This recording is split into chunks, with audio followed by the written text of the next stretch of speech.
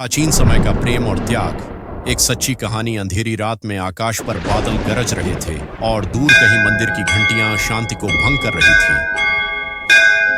गांव की बूढ़ी दादी अपने पोते पोतियों को एक कहानी सुना रही थीं, जो उस इलाके में सदियों से गूंजती आ रही थी।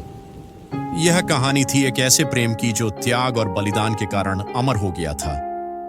आज भी गांव के लोग इस प्रेम कथा को याद कर आंखों में आंसू और दिल में गर्व महसूस करते थे। यह कहानी थी वीर राजा अभिमन्यु और एक साधारण कुम्हारिन सुमित्रा की, जिनके प्रेम ने न केवल समाज की बंदिशों को ललकारा बल्कि अपनी जाति, मर्यादा और राजधर्म की बलि चढ़ा दी। प्रेम की शुरुआत राजा अभिमन्यु अयोध्या के एक छोटे राज्य के निडर और पराक्रमी शासक थे। उनका एक ही नियम था, प्रजा की सेवा, और एक ही स्वप्न था, हर किसी को खुश देखना। शिकार के दौरान उनकी भेंट नदी किनारे पानी भरने आई सुमित्रा से हुई। सुमित्रा की सरलता और सच्चाई ने अभिमन्यु के मन में प्रेम की चिंगारी जला दी। उसकी आंखों में उसकी आत्मा का स्वाभिमान झलकता था और उसकी सादगी में अनोखा आकर्षण था। अभिमन्यु ने सुमित्रा से विवाह का प्रस्ताव रखा, परंतु सुमित्रा जानती थी कि वह कुम्हार की बेटी थी और राजा के योग्य नहीं थी। उसने राजा के प्रस्ताव को विनम्रता से ठुकरा दिया, लेकिन अभिमन्यु का प्रेम सच्चा था।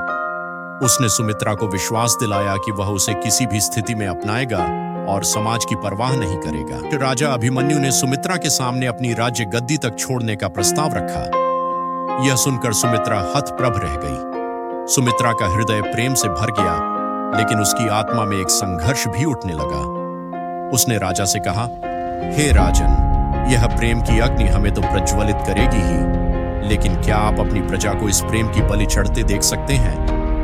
राजा ने अपनी प्रजा को छोड़ ढाकर एक साधारण जीवन जीने का वादा किया और दोनों ने एक छोटे से मंदिर में विवाह करने का निर्णय लिया। लेकिन यह समाचार शीघ्र ही राज्य के कोने कोने में फैल गया। प्रजा में आक्रोश था, मंत्रीगण क्रोधित थे और पूरे राज्य में हाहाकार मच गया। लोग राजा के इस निर्णय को देश के भविष्य के लिए खतरा मानने लगे थे।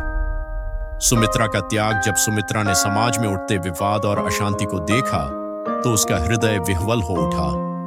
उसे समझ में आ गया कि उसके प्रेम का मूल्य पूरा राज्य चुकाने को तैयार नहीं था। उसने राजा से मिलने का एक और बार आग्रह किया। आंसुओं से भरी आंखों के साथ उसने राजा को प्रणाम किया और बोली, हे राजन, मेरा प्रेम सत्य है, लेकिन मेरा त्याग ही इस प्रेम को अमर बनाएगा। मैं आपके हृदय में हमेशा जीवित रहूंगी, परंतु हमें एक होना संभव नहीं है। राजा का हृदय टूट गया।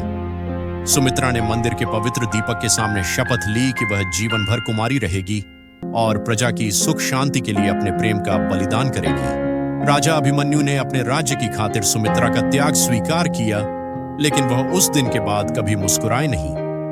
उन्होंने सुमित्रा के नाम से उस मंदिर को सुमित्रा मंदिर नाम देकर एक स्मारक बनवा दिया। इस मंदिर में राजा रोज अपने प्रेम की पूजा करते थे और उनकी आंखों में आंसू और हृदय में तड़प होती थी। कहते हैं कि राजा अभिमन्यु ने जीवन भर सुमित्रा की याद में साधु का जीवन बिताया और अंत समय में उन्होंने सुमित्रा के नाम से ही प्राण त्यागे। सदियों बाद भी कहानी जीवित। आज भी सुमित्रा मंदिर में प्रेमी युगल अपनी मुराद पूरी होने की कामना लेकर आते हैं। कहते हैं कि जिस रात राजा अभिमन्यु की आत्मा ने सुमित्रा के त्याग को पूर्ण रूप से समझा, उस रात मंदिर की घंटियां अपने आप बज उठी थीं। गांव वालों का मानना है कि सुमित्रा और राजा अभिमन्यु की आत्माएं उस मंदिर में आज भी मिलती हैं। यह कथा हमें प्रेम और त्याग की उस शक्ति का एहसास कराती है जो किसी को अमर बना सकती है। राजा अभिमन्यु और सुमित्रा का प्रेम इतिहास के पन्नों में नहीं, बल्कि हर प्रेमी के हृदय में बसता है।